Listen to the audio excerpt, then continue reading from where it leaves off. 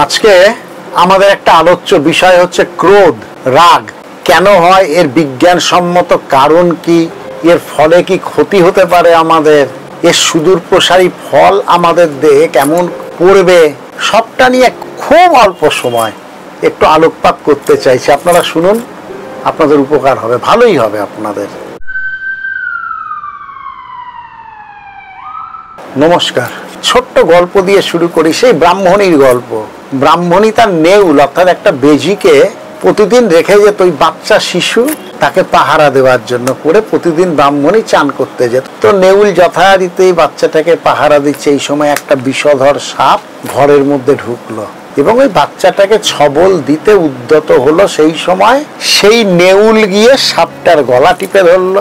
একটা মারাত্মক লড়াই, শেষ পর্যন্ত সেই সাপটা পালিয়ে গেল ওখান থেকে রীতিমতো আহত হয়ে। সাপটাকে কামড়াকামড়ির ফলে নেউলের মুখে একদম রক্ত লেগেছিল। নেউলের কিন্তু খুব আনন্দ হলো, সে কিন্তু বাচ্চাটাকে বাঁচাতে পেরেছে। ব্রাহ্মণী যখন স্নান করে ঘরে ঢুকে দেখে নেউলের মুখে রক্ত, ও তৎক্ষণাৎ হিতাহিত জ্ঞান শূন্য হয়ে গেল, নিশ্চয়ই নেউল আমার বাচ্চাটাকে মেরে দিয়েছে, এটা নিশ্চয়ই বাচ্চার রক্ত। সেরকম জ্ঞান শূন্য হয়ে গিয়ে সে একদম চরম ক্রোধান্বিত হয়ে গিয়ে সে নেউলটাকে আঘাত করলো, চরমতম আঘাত করলো। পরে সে বুঝতে পারলো সে ভুল করেছে। কিন্তু ক্রোধ তৎক্ষণাৎ যদি হয়, তৎক্ষণাৎ কিন্তু সেটা সামাল দেওয়া যায় না। কিন্তু এই ক্রোধ তৎক্ষণাৎ হলে আপনার শরীরের কি কি ক্ষতি হতে পারে একটু ভেবে দেখছেন?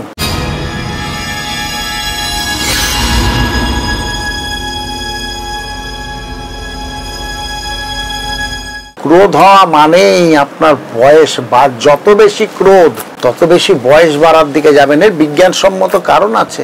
যত বেশি ক্রোধ আপনার হার্টের ওপর প্রভাব ফেলবে, যত বেশি ক্রোধ আপনার রক্তচাপের ওপর প্রভাব ফেলবে।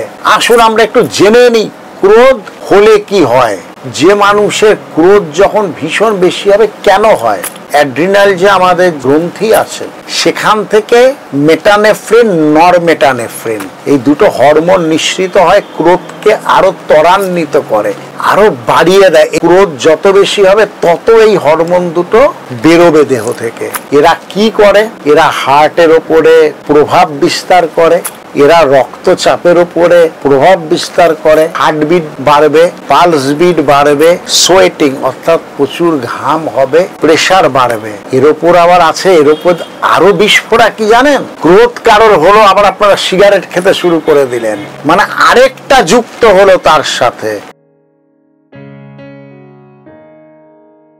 ক্রোধের সময় যখন ইতিমধ্যেই আপনার দেহের মধ্যে মেটানেফ্রিন, নরমেটানেফ্রিনের প্রাবল্য বেশি গেছে ক্রোধের জন্য, সেই সময় সিগারেট মানে ওই হরমোনের পরিমাণ আরো বাড়াবে দেহের মধ্যে, আরো বেশি ভাবে আপনার হার্ট, আপনার রক্তচাপ এগুলোর আরো বাড়বে, হার্টবিট বাড়বে, সমস্তটা বেশিভাবে হবে। তাই আসুন আমাদের না ক্রোধ পরিহার করতে হবে। ক্রোধ পরিহার না করলে ভীষণ বিপদ। এবার কি করে পরিহার করবেন?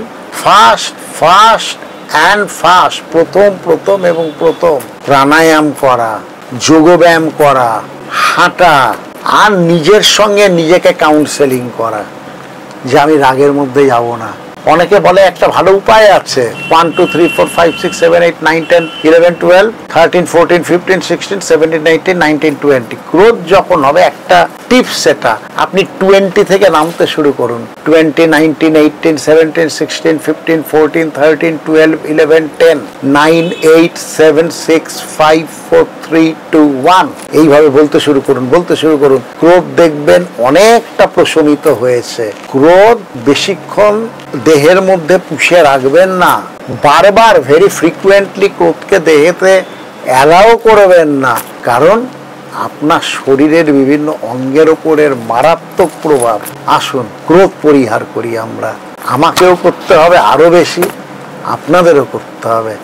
ক্রোধ পরিহার করি নিজেকে সুস্থভাবে বেঁচে রাখার জন্য আর নিজের বয়স ধরে রাখবার জন্য। ওই অ্যাড্রিনালিন হরমোন কিন্তু ভীষণ বয়সের ওপর এফেক্ট করে। বয়স কিন্তু খুব তাড়াতাড়ি বয়স বেড়ে যাবে। বয়স তো বাড়ে না, মুখাবয়বটা বয়সের মতন খুব তাড়াতাড়ি হয়ে যাবে। আসুন পরিহার করতেই হবে। সবাই ভালো থাকবেন, সবাই শান্তিতে থাকবেন, সবাই আনন্দে থাকবেন, ক্রোধকে প্রশমিত করবেন। নমস্কার।